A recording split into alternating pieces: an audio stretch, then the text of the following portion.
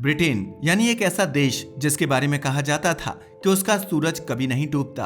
आकार में भले ही वह छोटा था, लेकिन दुनिया के लगभग हर महाद्वीप में किसी न किसी देश पर उसका कब्जा था। ना जाने कितने देश इस छोटे से ब्रिटेन से संचालित होते थे।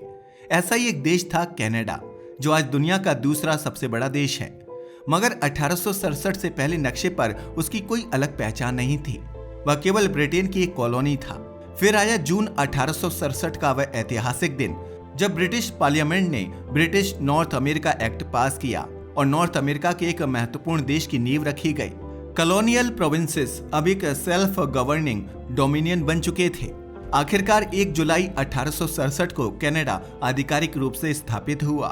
तब से लेकर आज तक कनाडा ने जिस तरह से प्रगति की है, उसका अंदाजा आप इसी बात से लगा सकते हो कि सिर्फ भारत ही नहीं बल्कि दुनिया भर के छात्रों की पहली पसंद कनाडा बना रहता है। वहां तो एक छोटा सा मिनी पंजाब तक बस चुका है। मगर सवाल यह है, जिस कनाडा ने इतनी तरक्की की, जहां बसने का सपना दुनिया भर के लोग देखते हैं, आखिर उसका 80% इलाका आज भी खाली क्यों पड़ा है? यकीन मानिए, इस रहस्य के पीछे की वजह जानकर आप हैरान रह जाएंगे। तो चलिए विस्तार से समझते हैं।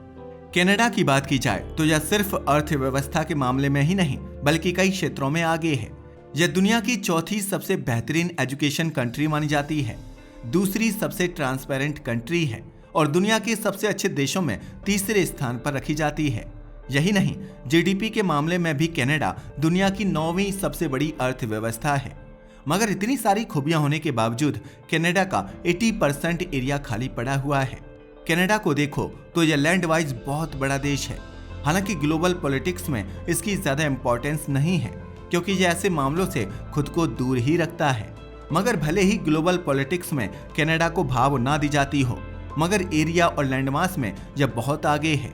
यह 9.9 मिलियन स्क्वायर किलोमीटर एरिया में फैला हुआ है, जो बस रूस से छोटा है। जी हाँ, कनाडा दुनिया का दूसरा सबसे बड़ा देश है। अगर ईस्ट से वेस्ट की बात की जाए तो उसकी लेंथ 5,514 किलोमीटर है और अगर नॉर्थ से साउथ की बात करें तो इसकी हाइट 4,634 किलोमीटर है। मगर यह बहुत हैरान कर देने वाली बात है कि दुनिया के 6.6% एरिया का मालिक होने के बावजूद कनाडा की जनसंख्या सिर्फ 39.9 मिलियन ही है। और इससे भी ज्यादा हैरान करने वाली बात यह है कि यहाँ के मूल निवासी तो बहुत कम है। यहाँ पर ज्यादातर माइग्रेंट लोग ही हैं, जबकि इससे ज्यादा लोग तो हमारे दिल्ली एनसीआर में ही रहते हैं। और अगर आप कनाडा का पिक्टोग्राफिक मैप देखोगे तो हैरान रह जाओगे, क्योंकि यहाँ की पॉपुलेशन डेंसिटी बेहद कम है। अगर क्लोजली ऑब्जर्व किया जाए तो पता चलता है कि कनाडा के जिन हिस्सों की सीमा अमेरिका से लगती है, वहीं ज्यादातर लोग बसे हुए हैं। अमेरिका बॉर्डर के अलावा ग्रेट लेक्स यानी 5 विशाल झीलों के आसपास भी आबादी का बड़ा कंसंट्रेशन देखने को मिलता है। सोचने वाली बात है कि आखिर लोग खुद को एक छोटे से इलाके में ही क्यों समेटे हुए हैं, जबकि वहीं जमीन हो, फ्लैट हो या रोजमर्रा की बुनियादी जरूरतें, सब कुछ बेहद महंगा है। फिर भी कनाडा की ज्यादातर आबादी इसी सक्रिय पट्टी वाले हिस्से में रहती है, जबकि उत्तर का विशाल इलाका लगभग खाली पड़ा है। वहाँ जमीन की कमी नहीं, संसाधनों की भी कमी नहीं, फिर लोग मुफ्त में भी वहाँ बसना क्यों नहीं चाहते और कनाडा उस क्षेत्र को बड़े पैमाने पर विकसित क्यों नहीं करता? अब पहली नजर में जवाब सीधा लगता है, कड़ाके की ठंड। आप सोच रहे होंगे कि इतनी खतरनाक ठंड में भला कौन रहना चाहेगा, और सच कहें तो यह वजह गलत भी नहीं है। लेकिन ठहरिए, कहानी सिर्फ इतनी नहीं है। अगर वजह केवल ठंड होती तो इंसान ने साइबेरिया, अलास्का और आइसलैंड जैसे क्षेत्रों में बस्तियां ही ना बसाई होती। असलियत यह है कि ठंड सिर्फ सतह पर दिखने वाली वजह है। कनाडा के इस खाली पड़े उत्तरी भूभाग के पीछे एक नहीं, 2 नहीं बल्कि 3 बड़े कारण छिपे हैं, और इन्हीं वजहों ने तय किया कि देश का 80% हिस्सा आज भी लगभग वीरान क्यों है। सबसे पहला कारण है इतिहास। ये तो आप जानते ही हैं कि ब्रिटेन ने जहां जहां अपने उपनिवेश बनाए, वहां अक्सर मूल निवासियों को हाशिए पर धकेला या खत्म करता चला गया, चाहे वह ऑस्ट्रेलिया हो या अमेरिका। हालांकि भारत में वह इस नीति में पूरी तरह कामयाब नहीं हो पाया, क्योंकि एक तो यहाँ जनसंख्या बहुत बड़ी थी और दूसरा उसके मंसूबे जल्दी ही सामने आने लगे थे। अगर कनाडा की बात करें तो यहाँ शुरू से ही आबादी कम रही। यहाँ की इंडिजीनियस ट्राइब्स यानी मूल आदिवासी समुदाय सदियों से इस भूमि का हिस्सा रहे हैं। मगर 16वीं सदी में जब यूरोपीय लोग कनाडा में स्थायी रूप से बसने लगे तो समुद्री मार्ग के जरिए कनाडा का केवल एक प्रमुख तटीय हिस्सा बेहतर सप्लाई और संपर्क से जुड़ा हुआ था, और यही वह क्षेत्र था जहां आज के क्यूबेक और ओंटारियो मौजूद हैं। हालांकि यह सच है कि कनाडा कभी भी बहुत घनी आबादी वाला क्षेत्र नहीं रहा, लेकिन जैसे जैसे यूरोपियंस यहां पहुंचे आबादी धीरे धीरे बढ़ने लगी। और क्योंकि उस दौर में समुद्री संपर्क ही जीवन रेखा था, यूरोपियंस ने क्यूबेक और ओंटारियो के इलाकों को अपनी कॉलोनियल बस्तियों में बदलना शुरू कर दिया। यहीं कनाडा में आने वाले शुरुआती बड़े प्रवासी समुदाय बसने लगे। फिर यही शुरुआती बसावट आगे चलकर विकास का केंद्र बन गई। इंफ्रास्ट्रक्चर, व्यापार, शहर, उद्योग सब कुछ इसी पट्टी में विकसित होता गया। और सदियों के इस ऐतिहासिक पैटर्न ने ऐसा असर डाला कि आज भी कनाडा की ज्यादातर आबादी इसी इलाके में रहना पसंद करती है। इसका दूसरा बड़ा कारण है कनेक्टिविटी। अमेरिका के साथ लंबी सीमा साझा करने की वजह से कनाडा के लिए संसाधनों, व्यापार और अवसरों तक पहुंच कई गुना बढ़ जाती है। इसका अंदाजा आप इसी बात से लगा सकते हो कि 1929 में एम्बेसडर ब्रिज बनाया गया, जो अमेरिका के डेट्राइट को कनाडा के विंडसर से जोड़ता है।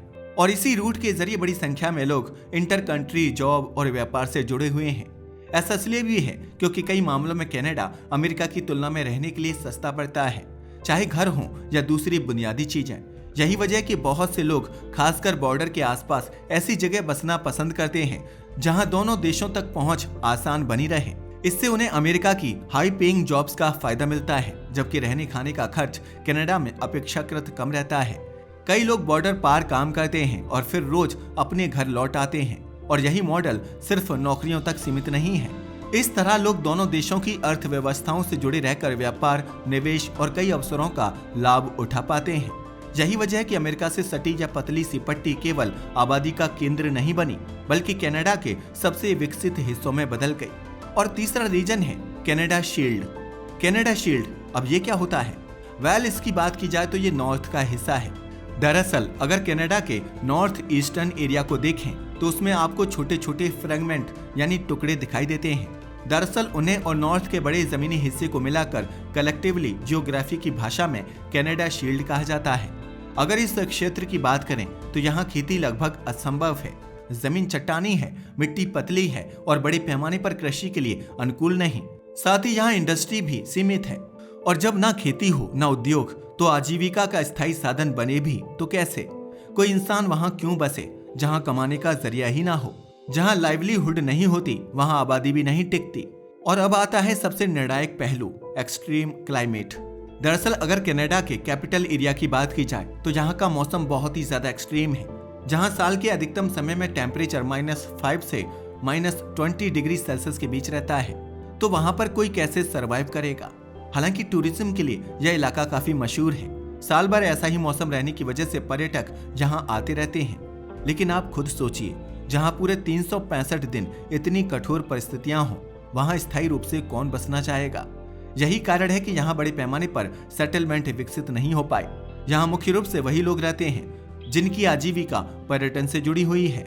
इसी वजह से इस पूरे क्षेत्र में आबादी बहुत विरल है और इक्का दुक्का लोग ही नजर आते हैं। अब अगर मिड एरिया भी सीमित है और नॉर्दर्न एरिया भी बड़े पैमाने पर रहने लायक नहीं, तो बचता है सदर्न हिस्सा। और यही कनाडा के पास सबसे व्यावहारिक विकल्प बन जाता है। लोगों के पास और ज्यादा विकल्प नहीं है, इसलिए महंगा किराया देकर भी वे उसी दक्षिणी पट्टी में बस रहे हैं और आगे भी यही पैटर्न जारी रहने वाला है। असल में आज कनाडा का बॉर्डर एरिया ही वह मुख्य हिस्सा है जहां बड़े पैमाने पर कृषि और सुविधाएं विकसित हो पाती हैं, क्योंकि पूरे वर्ष खेती के लिए सबसे अनुकूल परिस्थितियां यहीं मिलती हैं। साथ ही ओंटारियो, मिशिगन जैसी विशाल झीलों के कारण यहाँ पानी की उपलब्धता भी बनी रहती है। कनाडा भले ही बड़े हिस्से में बर्फ से ढका रहता हो, लेकिन यह सदर्न रीजन अपेक्षाकृत संतुलित तापमान वाला है। यही कारण है कि यही इलाके सबसे ज्यादा हैबिटेबल बन जाते हैं। और यही वजह है कि इतनी विशाल लैंडमास होने के बावजूद कनाडा की लगभग पूरी आबादी उसी सीमित दक्षिणी हिस्से में सिमटी हुई है। मगर अब एक बड़ा सवाल उठता है। इतिहास और वर्तमान तो हमने समझ लिया कि आबादी बॉर्डर एरिया में क्यों सिमटी हुई है और बाकी देश लगभग खाली क्यों है, लेकिन क्या भविष्य में भी ऐसा ही रहेगा? क्या कनाडा की आबादी कभी इन खाली इलाकों की ओर नहीं बढ़ेगी? और क्या लोग हमेशा सिर्फ बॉर्डर के आसपास ही कंसंट्रेटेड रहेंगे? देखिए, जिस रफ्तार से टेक्नोलॉजी विकसित हो रही है उसमें कुछ भी असंभव नहीं कहा जा सकता। लेकिन फिलहाल इन क्षेत्रों में न ढंग का इंफ्रास्ट्रक्चर है, ना कनेक्टिविटी, ना ही बड़े पैमाने पर बसावट के लिए जरूरी सुविधाएं। यानी जिन इलाकों की हम बात कर रहे हैं उनका होना या ना होना व्यवहारिक रूप से लगभग एक जैसा है। मान लीजिए कनाडा सरकार फैसला कर भी ले कि इन क्षेत्रों में नए शहर बसाने हैं, तो पहला काम होगा वहां की जमीन और पर्यावरण को क्वालिफाइड ऑफिशियल्स और टेक्नोलॉजी की मदद से स्थिर और निर्माण योग्य बनाना। और ये बिल्कुल आसान काम नहीं है। इसमें बिलियंस ऑफ डॉलर का खर्चा आएगा और उसके बाद भी शायद सिर्फ काम चलाऊ इंफ्रास्ट्रक्चर ही तैयार हो पाए। फिर ऐसे इलाके को सिर्फ बसाना काफी नहीं होगा, उसे इंडस्ट्री से जोड़ना पड़ेगा, कंपनियों को सब्सिडी देनी पड़ेगी, कंस्ट्रक्शन इंसेंटिव्स देने होंगे ताकि वे वहां अपनी ऑफिस और इंडस्ट्री सेटअप करें। मोटे तौर पर कहें तो एक नया शहर बसाने के लिए कनाडा सरकार को हजारों बिलियन डॉलर तक खर्च करने पड़ सकते हैं। शायद यही वजह है कि आज तक ऐसा बड़े पैमाने पर नहीं हो पाया। इसके अलावा परमाफ्रॉस्ट इशू भी एक बड़ी बाधा है। नॉर्दर्न कनाडा की जमीन का बड़ा हिस्सा परमानेंटली फ्रोजन ग्राउंड यानी परमाफ्रॉस्ट पर टिका है, जहां कंस्ट्रक्शन बेहद कठिन और कई जगह लगभग असंभव है। साथ ही इंडिजीनियस लैंड राइट्स भी एक अहम कारण है। कई उत्तरी इलाके इंडिजीनियस कम्युनिटीज के अधिकार क्षेत्र में आते हैं, जिन्हें उनकी अनुमति के बिना विकसित नहीं किया जा सकता। और ऊपर से वाइल्ड लाइफ कॉरिडोर्स और एनवायरमेंटल लॉज भी बेहद सख्त हैं, ताकि वहां की इकोलॉजी नष्ट ना हो। यही वजह है कि आज भी कनाडा के विशाल हिस्से खाली पड़े हैं। 2021 की सेंसस के अनुसार कनाडा की आबादी का बड़ा हिस्सा इमिग्रेंट से बना है, जिसमें बड़ी संख्या भारतीयों की भी है और हर साल यह संख्या बढ़ती जा रही है। हाँ, एक सवाल यह भी उठता है, आखिर भारत के लोग देश छोड़कर क्यों जा रहे हैं? तो यह थी कहानी कनाडा की कि आखिर दुनिया का दूसरा सबसे बड़ा देश 80% खाली क्यों पड़ा है। वैसे आपका इसके बारे में क्या ख्याल है? अपनी राय हमें कमेंट करके बताना मत भूलिएगा। धन्यवाद।